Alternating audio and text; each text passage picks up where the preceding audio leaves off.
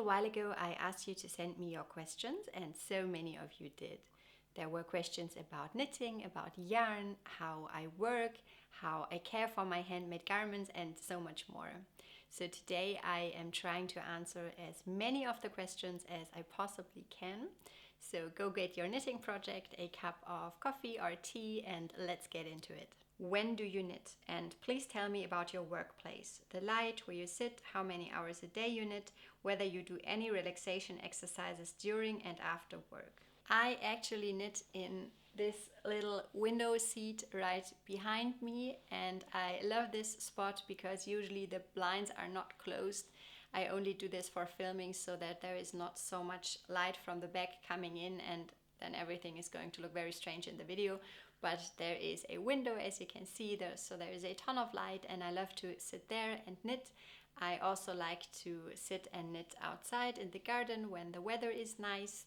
And let's see, I would say I do not knit as much at the moment as I used to, especially since, funnily enough, I started this YouTube channel, because it has taken up a bit of my free time as well, so I don't have as much time to knit, although I talk about knitting a lot more now. So I would say in general maybe like 1 hour a day on average. Sometimes it's a bit more, sometimes it's a bit less. If we are on vacation in Brittany, in France, which we often do like multiple times a year, I usually have a bit more time to knit there. But we also have other vacations where we are on the go a lot more, and then I can't really knit. So really depends, but I think 1 hour a day is a good average for me.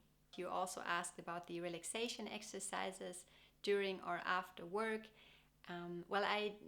Since we do have a dog, I go for a walk with her once or twice a day, depending on when my husband gets home and if we go together in the evening or if I go by myself, but at least once a day.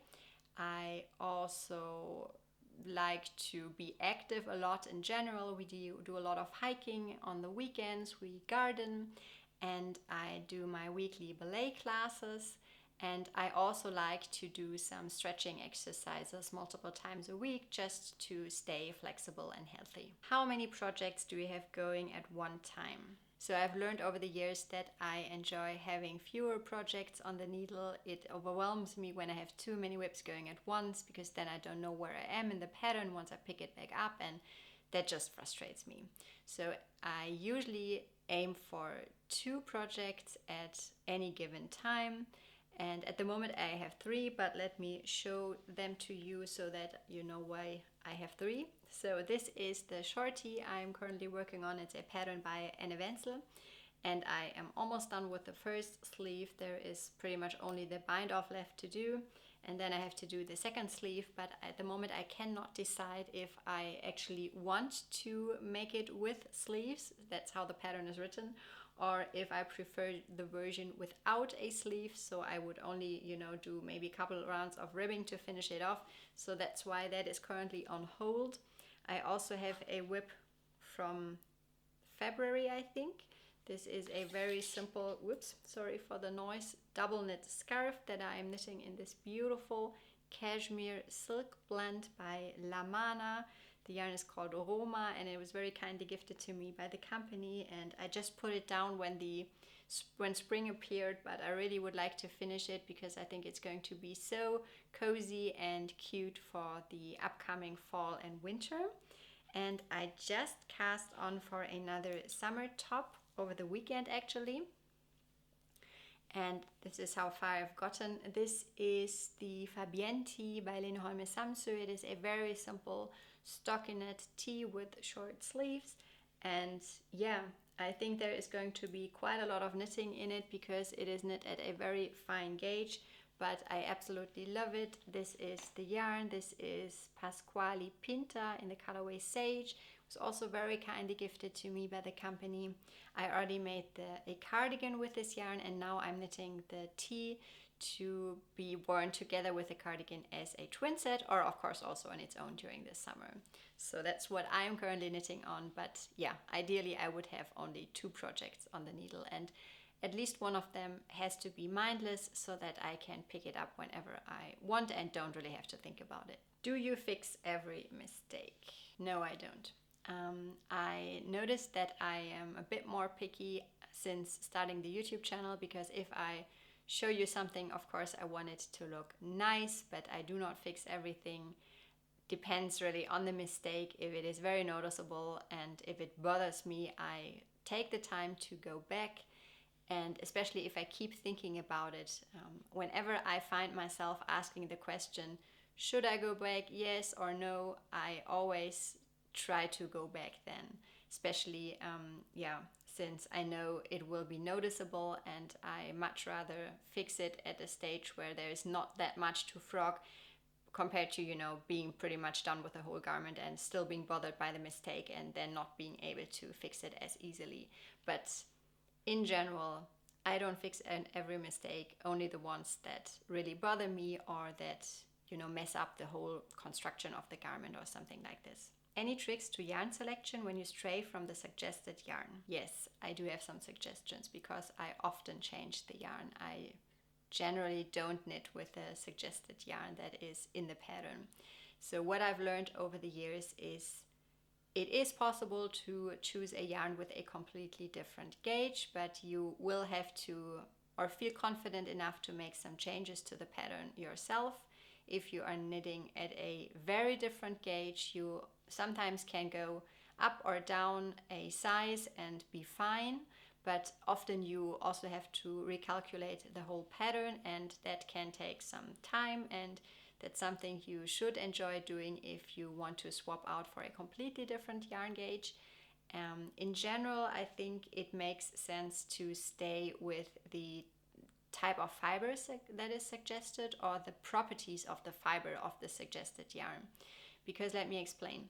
If you have a pattern that is written for a very drapey yarn that looks very flowy, I don't think it makes sense to choose a very rigid yarn that has very different properties, because then the whole look is just going to be very different.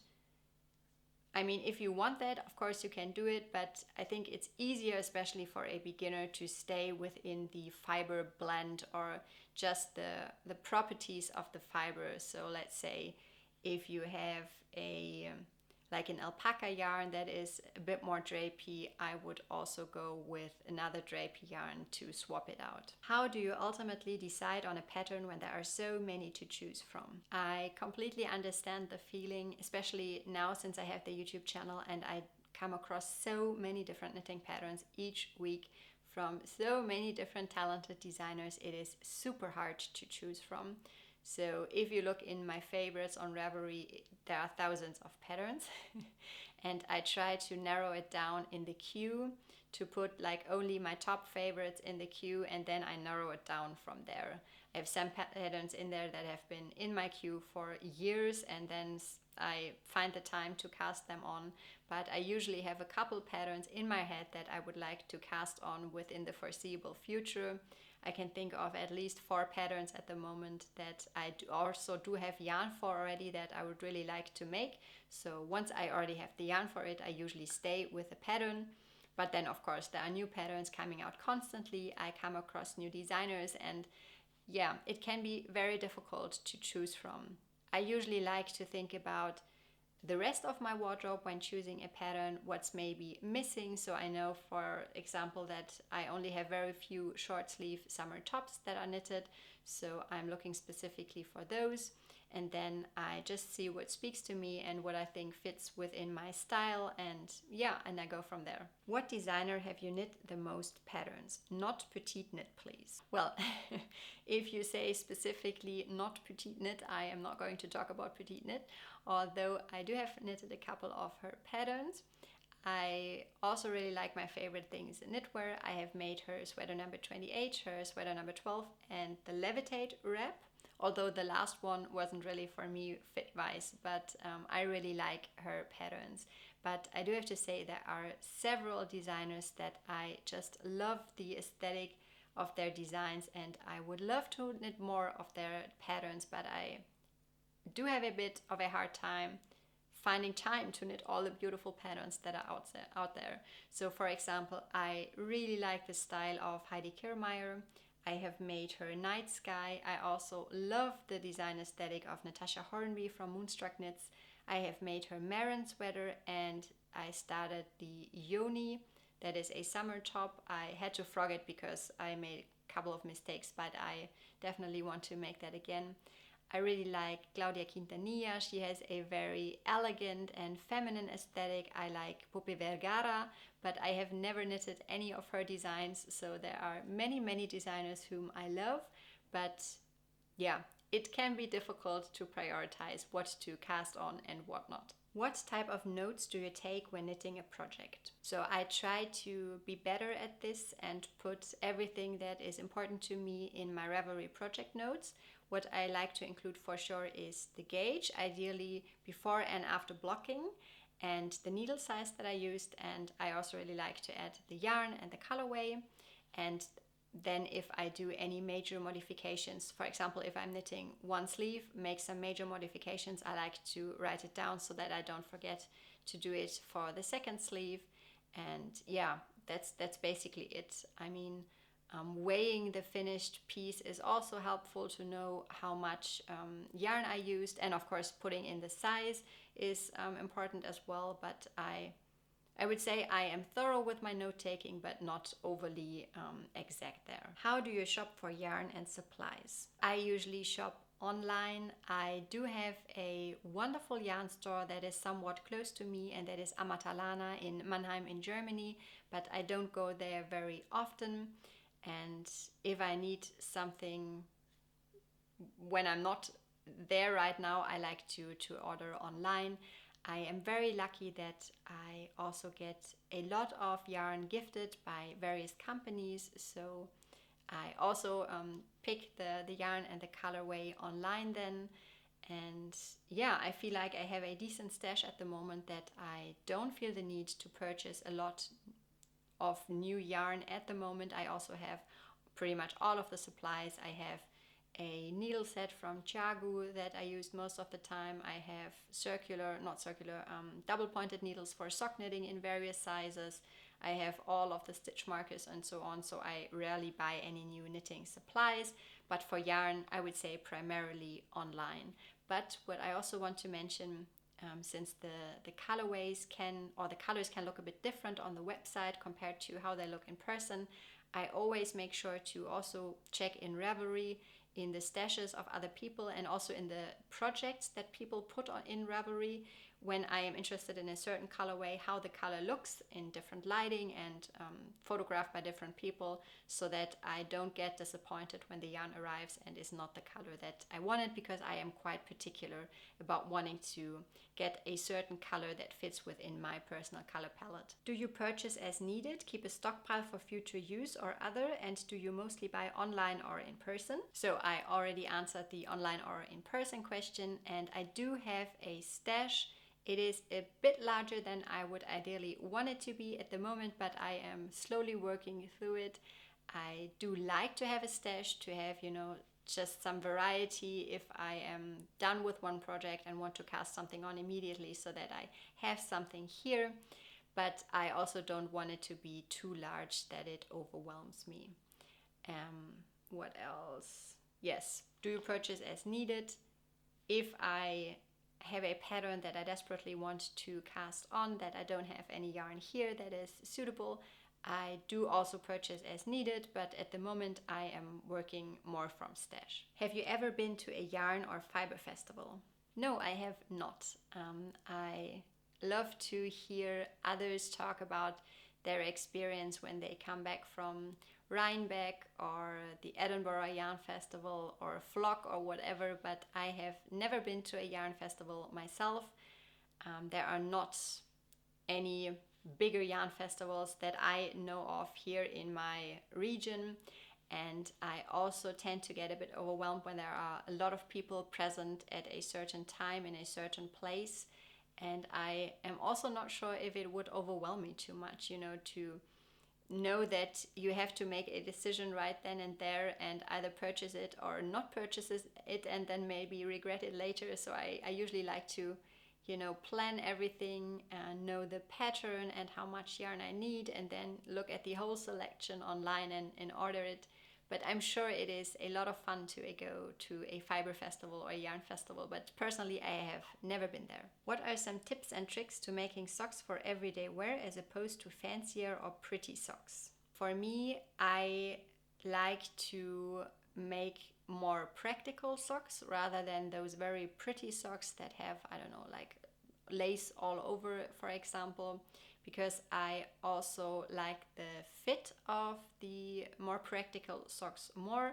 I absolutely love ribbed socks because I find that they just, they hug the feet and the leg very nicely, and they are also very sturdy. And I also really like to knit my socks at a very tight gauge because I only knit with all natural sock yarn, so no nylon or any other synthetic content. And knitting them at a very tight gauge ensures that they hold up better. If you are not aware of this, I have written a whole guide about knitting sturdy socks with all natural sock yarn. There are a lot of tips in there that also apply to other types of sock yarn, but it's about making sure that the socks that you take all the time to knit hold up as good as possible. I'm going to link it on the screen and also put it in the description box for you. How to build knit pieces that work together for closet versatility, and finding the correct colors for these wardrobe pieces. Well, I think this is also would be a whole video on its own, and I love to talk about creating a handmade wardrobe that feels very cohesive and feels right for you. I, in fact, recently published a video about finding your colors, and I'm going to link that for you in case you have not seen that yet. I also have a couple of other videos that I think are going to be helpful for you. I talked about my handmade wardrobe in one, I talked about a wardrobe reset in another, and I also want to mention that I think you would really enjoy my online community.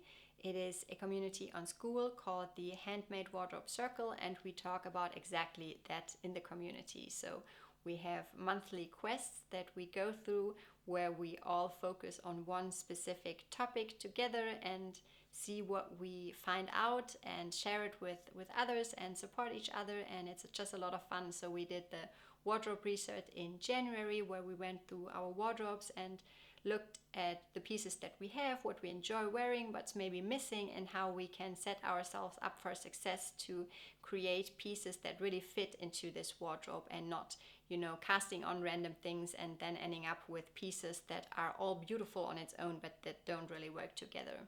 And for the monthly quest in April, we talked about style, finding out, what suits us, what we like to wear, what makes us feel good.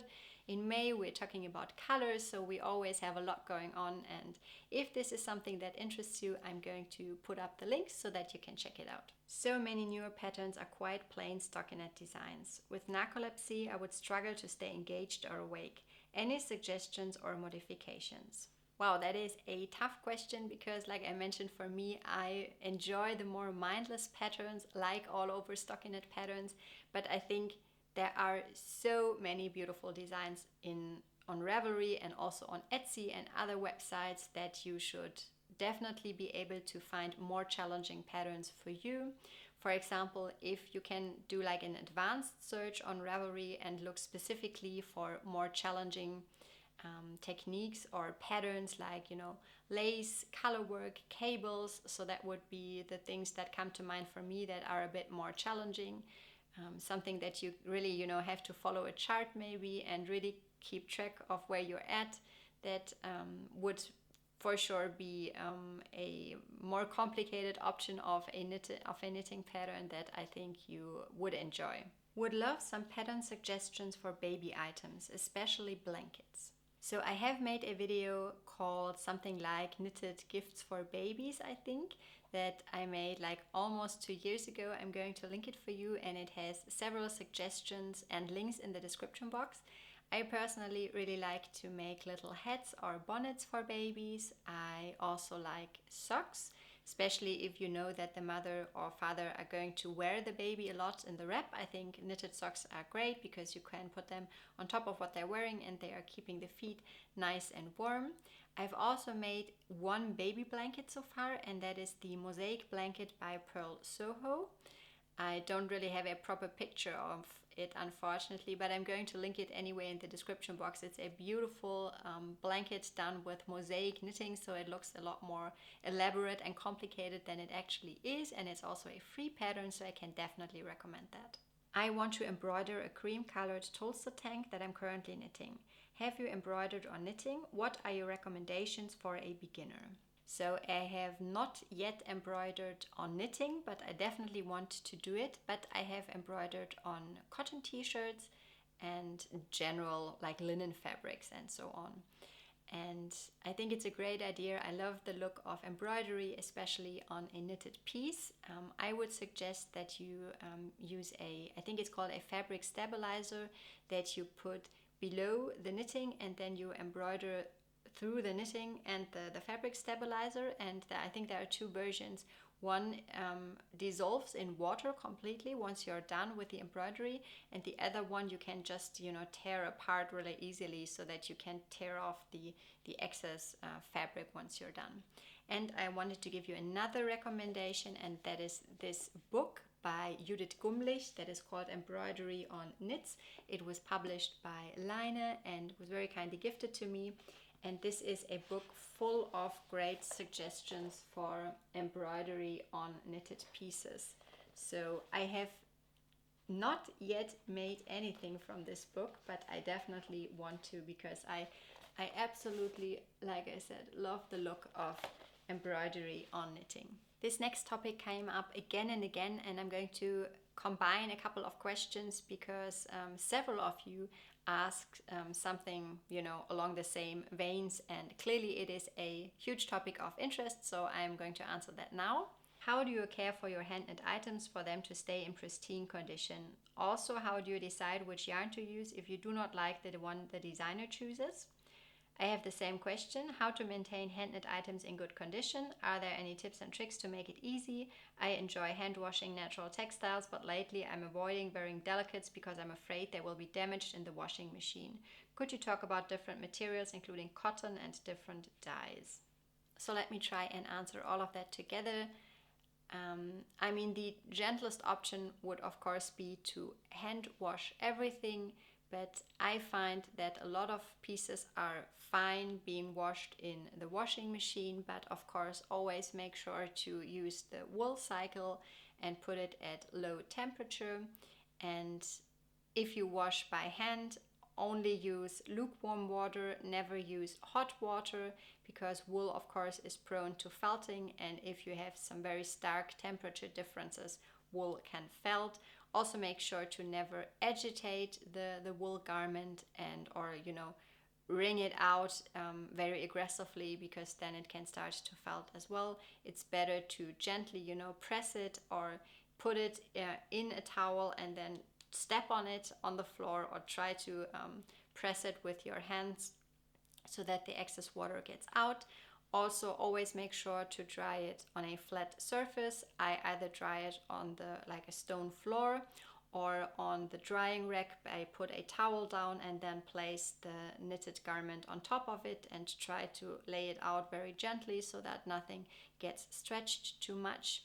And if you store it, also never hang your wool garments because they are going to stretch out.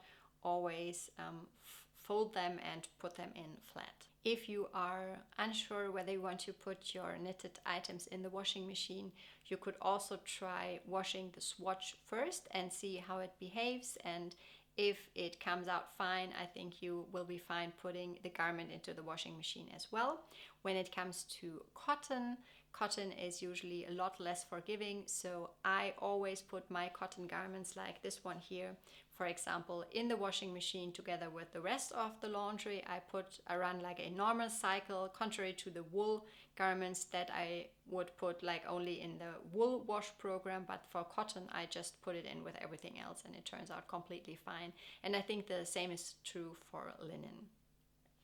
If you are unsure and maybe also have some, washing instructions on the label of the yarn, I would always err on the side of gentler.